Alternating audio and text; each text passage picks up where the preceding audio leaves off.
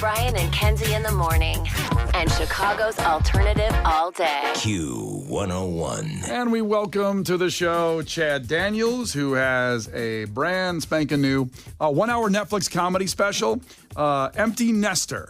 And it premiered actually just a few weeks ago. So, Chad, man, thanks for coming in, or at least calling in. We appreciate that much. Yeah, thanks for having me. Off the bat, I'm just jealous, the word empty nester, because I have a 6-month-old baby, and it just seems so far away. So I'm very jealous of you already, Chad. I'll tell you, stop loving your baby right now. It'll hurt less when they leave.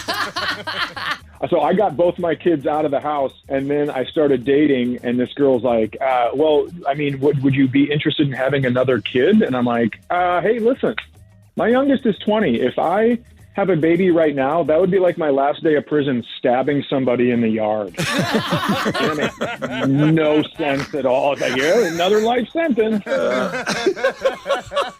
It's just crazy because my girlfriend goes, well, do you want kids? And I was like, I have kids. And she goes, what if I want some kids? And I was like, man, you should have brought some kids.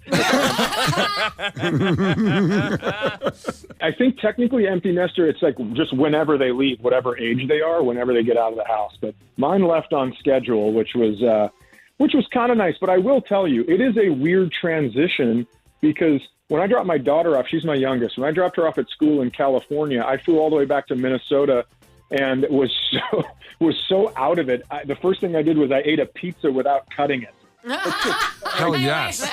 My man. Think about how pathetic that is. I had a pizza cutter in my hand, and I just go, well, no one else is here to have a piece. And then I folded the pizza and gobbled it up. It's a calzone if you fold it. I called my mom, too. Yeah, okay. I called my mom, and I was like, so what's the deal? Am I just done being a parent now? And she goes, well, you just called me, idiot. I was like,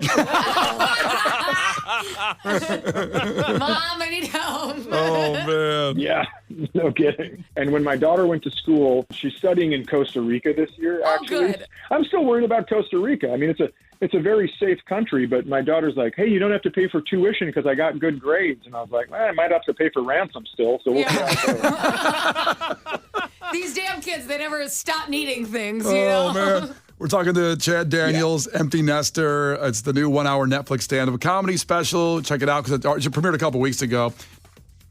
I actually remember that game, but we played it with football on flat land. When I say King of the Hill, I'm talking about you go up to the top of the highest snow, like where the snow plows leave all the snow. Ah, yes. And then people would try to get to the top, and you'd kick him in the face with a boot and be like, not here, dude. I'm the king of the hill. The hill was made out of the bodies of the dead children from the game, you Yeah. see? Now they have now they have pillows laid around. And it's like I'm sure they do. Yeah, absolutely. It's like, listen, you guys, what? Just put on these butterfly wings in case you fall. You'll be able to. Oh, man. I wanted to throw a fact of the day at you. Here we go. 40% of people have never had a nosebleed. Interesting.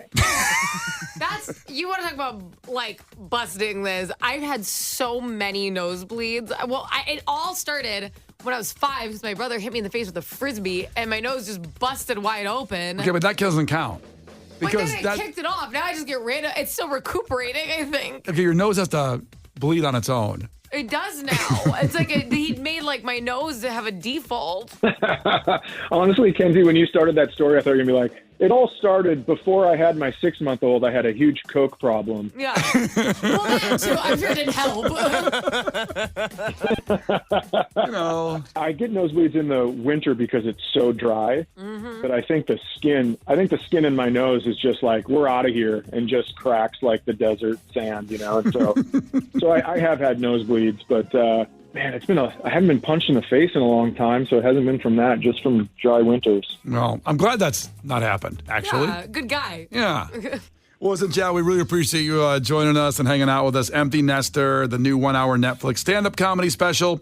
It came out a couple of weeks ago, and it's your 10th comedy special. Also, I love this stat. You're one of the most listened to comedians of all time with the billions of streams on, and even Pandora, more than 1 million streams on all your tracks. That's pretty impressive, man. Yeah, oh, thanks. Yeah, I didn't even know Pandora had a comedy section until I was in Spokane, Washington doing a show, and this guy goes, do the joke about the IHOP. And I was like, how do you know that joke? And then He was like, Pandora. And then everyone started cheering, and I was like, uh-oh, what don't I know? It sounds more like, what am I not getting paid for?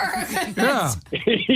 Yeah, well, then you find out, oh, I'm still not going to get paid for this, even now that I found out. Yeah. Oh, no. Yeah. Well, damn it. Now I want to hear the IHOP joke. Is it going to be told in 90 seconds?